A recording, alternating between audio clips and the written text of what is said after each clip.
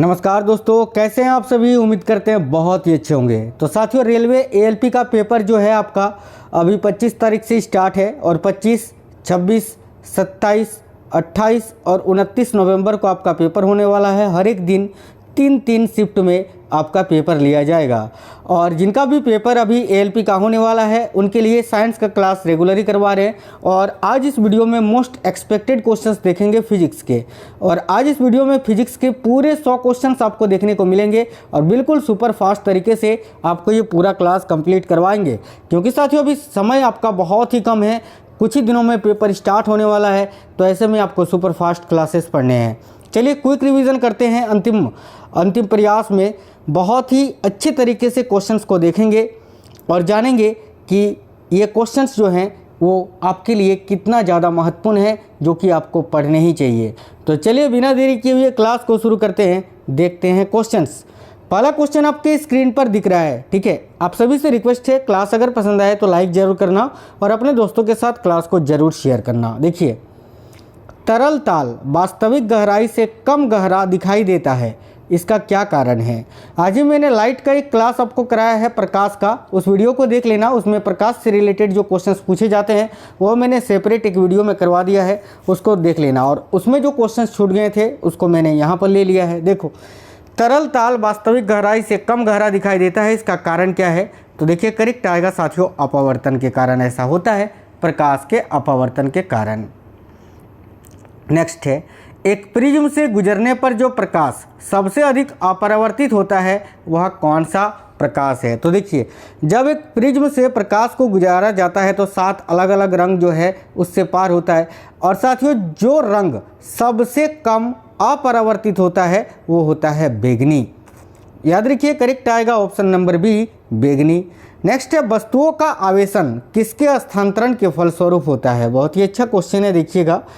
तो देखिए, वस्तुओं का जो आवेशन होता है साथियों, ये किसके स्थानांतरण के फलस्वरूप होता है। तो याद रखना, इलेक्ट्रॉन के स्थानांतरण के फलस्वरूप, ठीक है। तो करेक्ट आएगा यहाँ आपका इलेक्ट्रॉन, याद रखना। अतिचालक का लक्षण क्या होता है। देखिए, जो अतिचालक होते हैं उनका लक्षण क्या होता है, तो उच्च पारगम्यता। अतिचालक का लक्षण क्या होता है, तो उच्च पारगम्यता, याद रखिएगा। शुष्क सेल किस प्रकार का सेल होता है। तो देखिए, जो शुष्क सेल होता है ना, ये प्राइमरी सेल होता है, प्राथमिक सेल होता है। ऑप्शन नंबर ए करेक्ट होगा, प्राथमिक सेल। बहुत ही इंपॉर्टेंट क्वेश्चन है कि तड़ित चालक का आविष्कार किसने किया था। देखिए, तड़ित चालक जो है इसका आविष्कार किसने किया था, तो बेंजामिन फ्रैंकलिन ने किया था। Option number B. बिल्कुल सुपर फास्ट तरीके से क्विक रिवीजन करवा रहे हैं आपको। साथियों सभी से रिक्वेस्ट है, वीडियो को लाइक और अपने सभी दोस्तों तक जरूर शेयर करना। विद्युत उत्पन्न करने के लिए कौन सी धातु का उपयोग होता है। देखिए, तो भाई विद्युत उत्पन्न करने के लिए इनमें से कौन सी धातु का उपयोग होता है। तो करेक्ट आएगा ऑप्शन नंबर बी, यूरेनियम धातु का। ये जो क्वेश्चन है साथियों 2016 से अभी तक रेलवे के द्वारा पूछे गए क्वेश्चन से प्रीवियस ईयर्स के। अगला क्वेश्चन है, विद्युत ऊर्जा को यांत्रिक ऊर्जा में बदलने की युक्ति कौन सी है।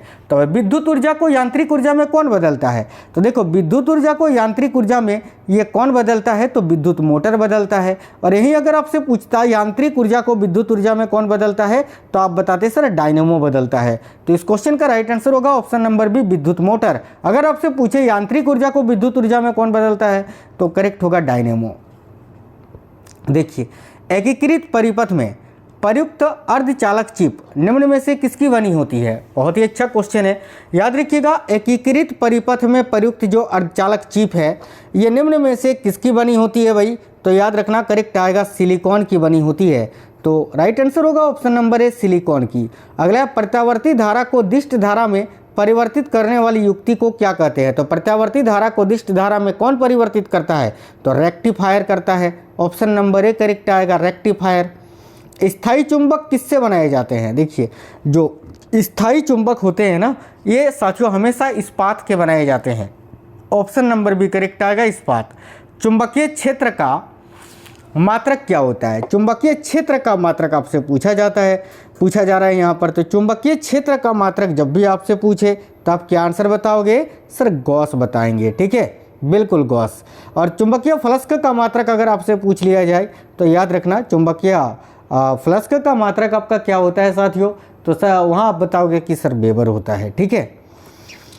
चलिए तो आगे देखते हैं। नेक्स्ट क्वेश्चन आपका ये रहा, शुष्क सेल में ऊर्जा संग्रहित रहती है कहाँ पर? तो देखिए शुष्क सेल में जो ऊर्जा संग्रहित रहती है वह कौन सी ऊर्जा होती है? याद रखिए करेक्ट आंसर आपका हो जाएगा रासायनिक ऊर्जा। ऑप्शन नंबर भी करेक्ट आएगा साथियों, रासायनिक ऊर्जा। याद रखना शुष्क सेल जो होता है भाई उसमें कौन सी ऊर्जा होती है? आप बोलोगे सर रासायनिक ऊर्जा होती है।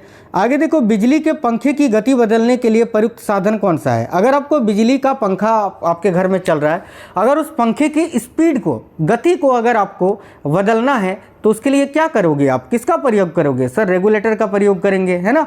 आगे देखिए फैराडे का नियम किस प्रक्रिया से संबंधित है? तो भाई फैराडे का जो नियम है वो किससे संबंधित है? इलेक्ट्रोलाइसिस से संबंधित है। ऑप्शन नंबर डी करेक्ट होगा। निम्न में से कौन विद्युत अचुंबकीय है? इनमें से कौन सा एक विद्युत जो है अचुंबकीय है? देखिए कोबाल्ट, क्रोमियम, निकिल ये सभी चुंबकीय हैं, लेकिन तांबा जो है यह अचुंबकीय है। तो ऑप्शन नंबर सी करेक्ट होगा। चुंबकीय याम्योत्तर, बहुत ही अच्छा क्वेश्चन है। देखिए चुंबकीय याम्योत्तर और भौगोलिक याम्योत्तर के बीच के कोण को क्या कहते हैं?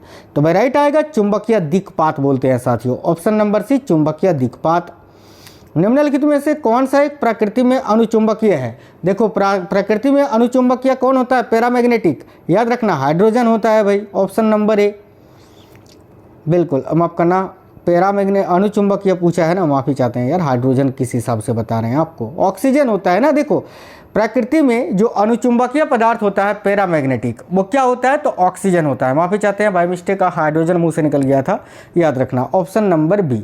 देखिए हाइड्रोजन को भविष्य का ईंधन कहा जाता है, इसको आवारा तत्व कहा जाता है। आवर्त सारणी के ये सबसे पहले, याद रखना सबसे पहले आवर्त में मौजूद होता है। हाइड्रोजन का परमाणु संख्या 1 होता है क्योंकि इसमें प्रोटॉन की संख्या 1 होता है। अगर हाइड्रोजन का आपको न्यूट्रॉन की संख्या पूछे तो 1 - 1 0 होता है। और हाइड्रोजन में कितने समस्थानिक है अगर पूछे तो हाइड्रोजन में 3 समस्थानिक होते हैं। ठीक है।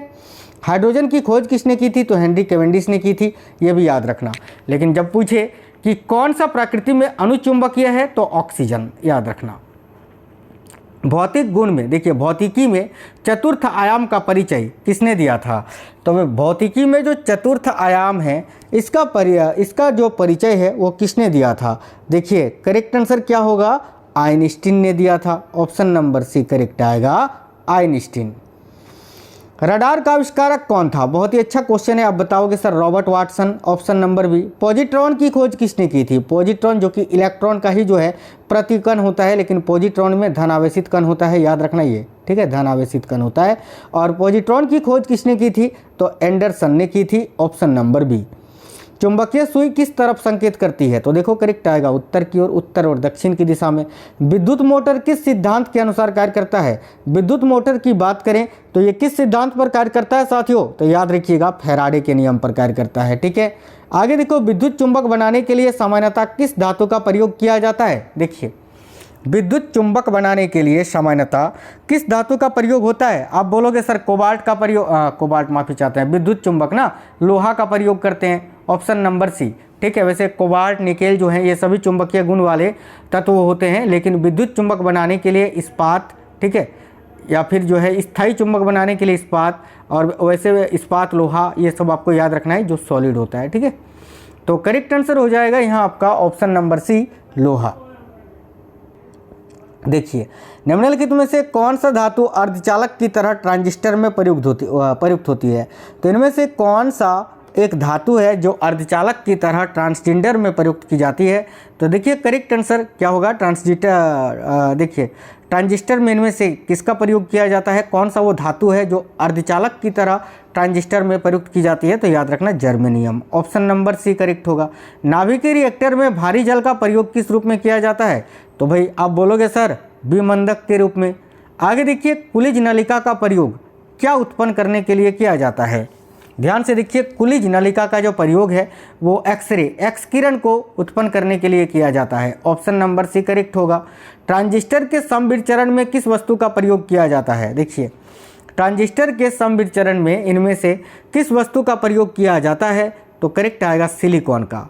ऑप्शन नंबर ए करेक्ट आएगा साथियों, सिलिकॉन। सिलिकॉन क्या होता है? तो सिलिकॉन एक सेमीकंडक्टर होता है, अर्धचालक होता है। एक्स किरणें किसको पार नहीं कर सकती है? तो एक्स किरणें हड्डी को यानी अस्थि को पार नहीं कर सकती है, याद रखना। माइक्रोफोन का आविष्कार किसने किया था? माइक्रोफोन का पूछा है। देखिए माइक्रोफोन का आविष्कार किया था ग्राहम बेल ने। नेक्स्ट है टेलीविज़न का आविष्कार किसने किया था, तो याद रखना J.L. बेड ने। आगे देखो टेलीस्कोप का आविष्कार किसने किया था, तो भाई टेलीस्कोप का आविष्कार किसने किया था, तो देखो करेक्ट आंसर हो जाएगा यहाँ आपका ऑप्शन नंबर सी गैलीलियो से। आज के इस भौतिकी के क्लास में मैंने भौतिकी की विविध से बहुत सारे क्वेश्चंस उठाए हैं, ठीक है। आगे देखो गुरुत्वाकर्षण नियमों के आविष्कार या आविष्कारक किसे माना जाता है, तो गुरुत्वाकर्षण का सार्वभौमिक सिद्धांत किसने दिया था, न्यूटन ने, आइजैक न्यूटन ने। ऑप्शन नंबर ए करेक्ट होगा। 1 जूल में कितनी कैलोरी होती है, काफ़ी अच्छा क्वेश्चन है। देखिए 1 जूल में कितनी कैलोरी होती है, तो 0.24 कैलोरी, याद रखना, ठीक है। बहुत ही अच्छा क्वेश्चन है ये, तो आपको याद रखना है। कार्य और ऊर्जा दोनों का मात्रक जूल होता है, याद रखना। वह उपकरण कौन सा है जिससे समुद्रों की गहराई को मापने के लिए ध्वनि तरंग का प्रयोग किया जाता है, तो भाई वह उपकरण कौन सा है जिससे समुद्रों की गहराई को मापने के लिए ध्वनि तरंग का प्रयोग किया जाता है, याद रखना सोनार का। Option number A. निम्नलिखित में से कौन सा यंत्र है जो प्रत्यावर्ती धारा को एक दिश धारा में परिवर्तित करता है, तो याद रखिएगा करेक्ट आंसर होगा, क्या होगा, तो बताओगे सर अल्टरनेटर होगा। Option number A alternator. Cyclotron किसको त्वरित करने के लिए प्रयुक्त किया जाता है, बहुत ज़्यादा पूछा जाता है ये क्वेश्चन, बहुत ही इम्पोर्टेंट है, ध्यान से देखिएगा। याद रखेंगे सभी साथी प्रोटॉन को। देखिए साइक्लोट्रॉन जो होता है ना, ये किसको त्वरित करने के लिए प्रयुक्त किया जाता है, तो आप बताओगे सर प्रोटॉन को त्वरित करने के लिए। Option number C. देखिए अगला क्वेश्चन है, एक नदी में चलता हुआ जहाज समुद्र में आता है तब जहाज का स्तर क्या होगा, तो भाई क्या होता है, थोड़ा ऊपर हो जाता है, थोड़ा ऊंचा उठता है। Option number C. एक बीकर में पानी पर बर्फ तैर रही है, एक बीकर है जिसमें पानी पर बर्फ तैर रही है, जब बर्फ पूर्णतः पिघल जाएगी तो बीकर में पानी का तल क्या होगा, भाई उतना ही रहेगा। ऑप्शन नंबर डी करेक्ट आएगा, सेम। जब किसी बोतल में, देखिए जब किसी बोतल में पानी भरा जाता है और उसे जमने दिया जाता है तो बोतल टूट जाती है, क्यों, तो देखो करेक्ट आंसर क्या होगा कि बोतल, देखिए जैसे ही साथियों बोतल में पानी जमेगा तो वो फैलेगा, ठीक है, और फैलने से क्या होगा, वो बोतल टूट जाएगी। करेक्ट आएगा, जमने पर फैलता है इस कारण। पहाड़ी पर चढ़ता एक व्यक्ति आगे की ओर झुक जाता है, क्यों, करेक्ट आएगा अपना स्थायित्व को बढ़ाने के लिए। आगे देखिए यदि हम भूमध्य रेखा से ध्रुव की ओर जाते हैं तो जी का मान क्या होता है, बढ़ता है। ऑप्शन नंबर ए करेक्ट आएगा, बढ़ता है। बल किसका गुणनफल होता है, देखिए बल यानी F, ठीक है, फोर्स इनटू इक्वल टू क्या होता है, m इंटू ए, यानी ये द्रव्यमान और त्वरण का गुणनफल होता है। करेक्ट आएगा ऑप्शन नंबर सी। शून्य में स्वतंत्र रूप से गिरने वाली वस्तुओं में क्या होता है, तो देखिए शून्य में जो स्वतंत्र रूप से गिरने वाली वस्तुएं होती हैं उनमें क्या होता है साथियों, तो आप बताओगे सर समान त्वरण होता है। याद रखना त्वरण का सही मात्रक क्या होता है, तो त्वरण का मात्रक होता है मीटर पर सेकंड स्क्वायर, ठीक है, मीटर पर सेकंड स्क्वायर होता है। इसको आप ऐसे लिखो चाहे ऐसे लिखो, याद रखना। देखिए एक लड़की झूले पर बैठी स्थिति में झूला झूल रही है, उस लड़की के खड़े हो जाने पर दोलनों का आवर्तकाल क्या होगा, तो वह देखिए करेक्ट है, कम हो जाएगा। Option number A. यदि किसी वस्तु का वेग दोगुना कर दिया जाए तो क्या होता है, तो यदि किसी वस्तु के वेग को दोगुना कर दिया जाता है ना, तो साथियों क्या होता है, तो संवेग दोगुना हो जाता है और गतिज ऊर्जा 4 गुनी हो जाती है, याद रखना। Option number C correct answer हो जाएगा। निम्नलिखित में से सदिश राशि कौन सी है, वेग है। ऑप्शन नंबर ए वेग जो है ये सदिश राशि है। न्यूटन की गति का प्रथम नियम क्या कहलाता है, तो करेक्ट आएगा जड़त्व का नियम कहलाता है। आगे देखो बर्फ पर स्केटिंग करना प्रदर्शित करता है कि दाब बढ़ाने पर बर्फ का गलनांक क्या होता है, घट जाता है। Option number A. निम्नलिखित में से किसमें गतिज ऊर्जा नहीं है, देखिए चली हुई गोली में गतिज ऊर्जा है, ठीक है, चलता हुआ हथौड़ा में भी जो है आपका गतिज ऊर्जा है, बहता हुआ पानी में भी गतिज ऊर्जा है, लेकिन खिंचा हुआ धनुष में स्थितिज ऊर्जा है, क्योंकि अभी धनुष से तीर निकली नहीं है, खिंचा हुआ है। यहीं पर एक क्वेश्चन पूछा जाता है, जैसे यहाँ चलता हथौड़ा लिखा है, आपसे पूछ लिया जाता है कि उठा हुआ हथौड़ा में कौन सी ऊर्जा होगी, तो भी वहाँ आंसर होगा स्थितिज ऊर्जा, याद रखना ये सब, ठीक है। जब एक चल वस्तु की गति दोगुनी हो जाती है तो उसकी गतिज ऊर्जा क्या होती है, तो भाई जब एक चल वस्तु की गति दोगुनी हो जाती है तो उसकी जो गतिज ऊर्जा होती है ना साथियों, गतिज ऊर्जा वो कितनी गुनी हो जाती है, तो आप बताओगे सर 4 गुनी हो जाती है, याद रखना है 4 गुनी। जब दूध को बिलोया जाता है तो उसमें से मक्खन अलग हो जाता है, इसका कारण क्या है, तो भाई इसका कारण क्या होता है साथियों, तो केंद्र प्रसारी बल, अभिकेंद्रीय बल। कोई साइकिल सवार किसी मोड़ में घूमता है तो वह किस ओर झुकेगा, तो याद रखना वो जो है ना अंदर की ओर झुकेगा, ऑप्शन नंबर बी। जब हम रबड़ के गद्दे वाली सीट पर बैठते हैं या गद्दे पर लेटते हैं तो उसका आकार परिवर्तित हो जाता है। ऐसे पदार्थ में क्या पाया जाता है, याद रखना स्थितिज ऊर्जा पाया जाता है। कोई भी नाव डूब जाएगी यदि वह पानी हटाती है अपने किसके बराबर, तो अपने आयतन के बराबर, याद रखना, ठीक है। कोई भी नाव डूब जाएगी यदि वह पानी हटाती है अपने आयतन के बराबर।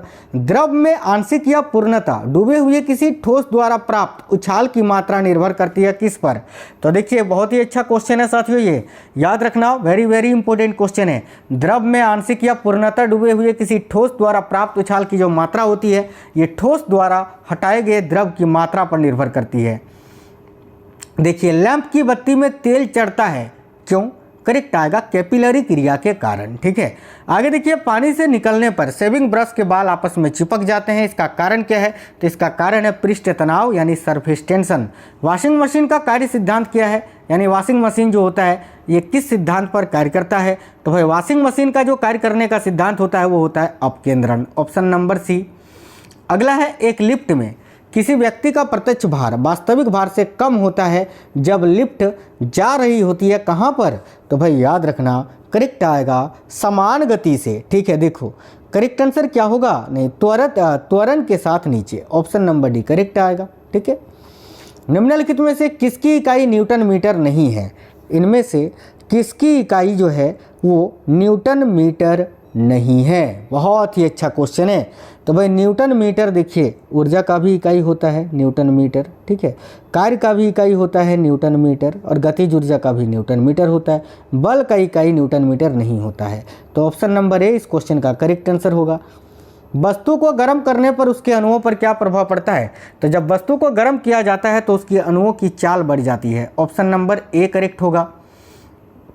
क्वेश्चन नंबर 64, इनमें से कौन उष्मा का मात्रक नहीं है, साफ साफ दिख रहा है डिग्री सेल्सियस दिया हुआ, ये तापमान का मात्रक होता है, ताप का, ठीक है। बाकी कैलोरी, जूल, किलो कैलोरी ये सभी जो है ये आपका उष्मा का मात्रक होता है।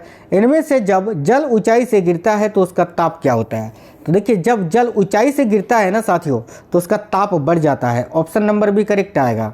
चावल को पकाने में कहाँ अधिकतम समय लगेगा, तो सबसे ऊंची जगह पर, इनमें से सबसे ऊंची जगह है Mount Everest, option number C. आगे देखिए वह ताप जिस पर बर्फ, पानी और वाष्प संतुलन में रहता है उसको क्या कहा जाता है, तो करेक्ट आंसर हो जाएगा त्रिक बिंदु, ऑप्शन नंबर बी। किसी द्रव का वाष्पीकरण होने से उसका तापमान क्या होता है, तो देखिए जब किसी द्रव का वाष्पीकरण होता है ना साथियों तो उसका जो तापमान होता है वो घटता है, ऑप्शन नंबर डी घटेगा। अगला है निम्नतापी इंजनों का अनुप्रयोग कहाँ होता है, तो रॉकेट प्रौद्योगिकी में होता है, ऑप्शन नंबर सी। अगला है वायुमंडल में प्रकाश के विसरण का कारण क्या है, तो करेक्ट आएगा धूलकण, ऑप्शन नंबर डी। प्रकाश का रंग जो है नीला प्रतीत होता है किसके कारण, तो प्रकिरणन के कारण, याद रखना। मृग तृष्णा बनने का कारण क्या है, तो करेक्ट आएगा पुनः आंतरिक परावर्तन। आगे देखिए किस गुणधर्म के कारण पानी से भरे बर्तन में डुबाई गई छड़ी मुड़ी हुई प्रतीत होती है, तो ये अपवर्तन के कारण होता है। प्रकाश का वेग सर्वप्रथम किसने ज्ञात किया था, आज ही बताए थे ओली रोमर ने, कब, तो 1676 में, ठीक है, चलिए याद रखना। प्रकाश का वेग अधिकतम कहाँ होता है, तो निर्वात में होता है, 3 × 10⁸ मीटर पर सेकंड होता है। साथियों आज ही प्रकाश का एक सेपरेट वीडियो करवा दिए हैं, आप लोग देख लेना। माध्यम के तापमान में वृद्धि के साथ प्रकाश की गति क्या होती है, वैसी ही रहती है, नहीं बदलती है। चलिए आगे देखिए सूर्य ग्रहण के समय सूर्य का कौन सा भाग दिखाई देता है, तो किरीट दिखाई देता है ना। प्रकाश तरंग किस प्रकार की तरंग है, तो प्रकाश तरंग जो है ये अनुप्रस्थ तरंग होती है साथियों। आगे देखिए सोनार अधिकांशतः प्रयोग में लाया जाता है किसके द्वारा, तो आप बताओगे सर नौ संचालकों के द्वारा। अशुद्धियों के कारण द्रव का क्वथनांक क्या होता है, तो भाई अशुद्धियों के कारण जो द्रव का क्वथनांक होता है ना वो क्या होता है, आप बोलोगे सर बढ़ जाता है, बिल्कुल ऑप्शन नंबर बी। कमरे को ठंडा किया जा सकता है किस प्रकार से, तो देखिए संपीड़ित गैसों को छोड़ने से, ऑप्शन नंबर सी करेक्ट आएगा। उष्मागतिकी का प्रथम नियम किसकी अवधारणा से संबंधित है, तो करेक्ट आएगा ऊर्जा संरक्षण से, ऑप्शन नंबर ए। हीरा चमकदार दिखाई देती है किसके कारण, तो हीरा चमकदार दिखाई देती है सामूहिक आंतरिक परावर्तन यानी पूर्ण आंतरिक परावर्तन के कारण। निम्न में से कौन सा धातु चुंबक द्वारा आकर्षित नहीं होता है, लोहा भी होता है, कोबाल्ट भी होता है, निकल भी होता है, बिस्मथ नहीं होता है, ऑप्शन नंबर डी करेक्ट आएगा बिस्मथ।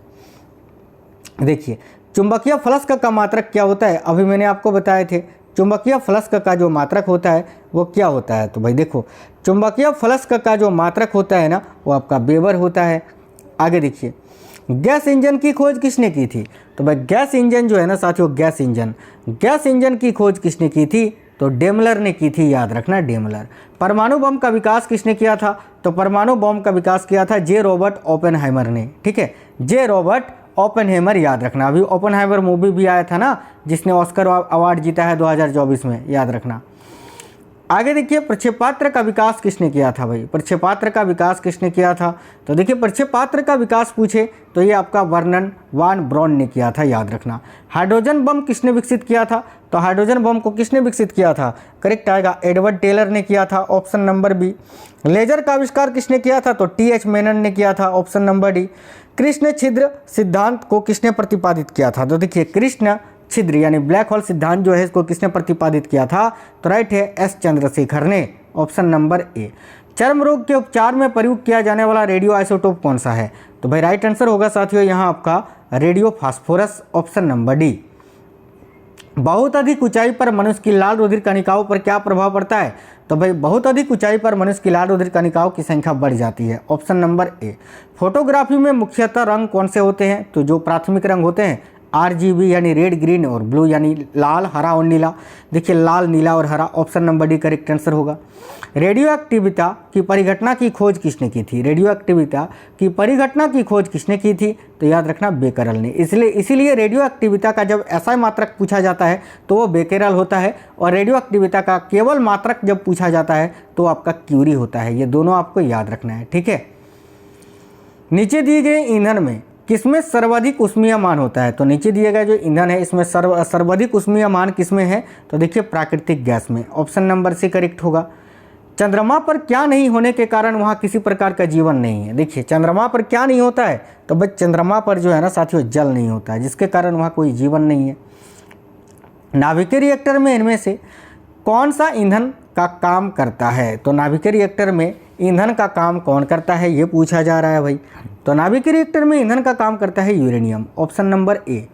निम्नलिखित में से किसका प्रयोग प्रशीतन में किया जाता है, देखिए आप रेफ्रिजरेटर या फ्रिज में शीतन या ठंडक के रूप में किसका प्रयोग करते हैं, क्लोरीन का, सल्फर डाइऑक्साइड, फास्फिन या फ्रियोन का। तो इस क्वेश्चन का आंसर जो है क्या होगा आप हमें कमेंट बॉक्स में कमेंट करके बता दीजिए। यही आपका आज का होमवर्क का क्वेश्चन है इस क्लास का। नेक्स्ट क्वेश्चन देख लेते हैं। देखिए निम्नलिखित में से कौन सी ग्रीन हाउस गैस है, तो ग्रीन हाउस गैस कौन सी है, इनमें से कौन सी है, नाइट्रोजन भी नहीं है, ऑक्सीजन भी नहीं है, ओजोन भी नहीं है, कार्बन डाइऑक्साइड जो है ये आपका ग्रीन हाउस गैस है। तो भाई इस क्वेश्चन का करेक्ट आंसर हो जाएगा option number D carbon dioxide. उम्मीद करते हैं आपको क्लास पसंद आई है। मैं डेली आपके लिए बहुत ही इंपॉर्टेंट क्लासेस करवा रहा हूँ, अभी प्लेलिस्ट भी बना दिया है रेलवे के लिए एक्सपेक्टेड क्वेश्चंस वाला, तो आप वहाँ से जाकर जो है आप लोग देख सकते हैं। क्लास पसंद आया है तो लाइक करना, दोस्तों के साथ शेयर जरूर करना। साथियों मैं डेली आपके लिए बहुत ही इंपॉर्टेंट एक्सपेक्टेड क्वेश्चंस करवाऊँगा, उनको आप जरूर डेली देखा करिए। मिलते हैं नेक्स्ट वीडियो में, तब तक के लिए जय हिंद, वंदे मातरम।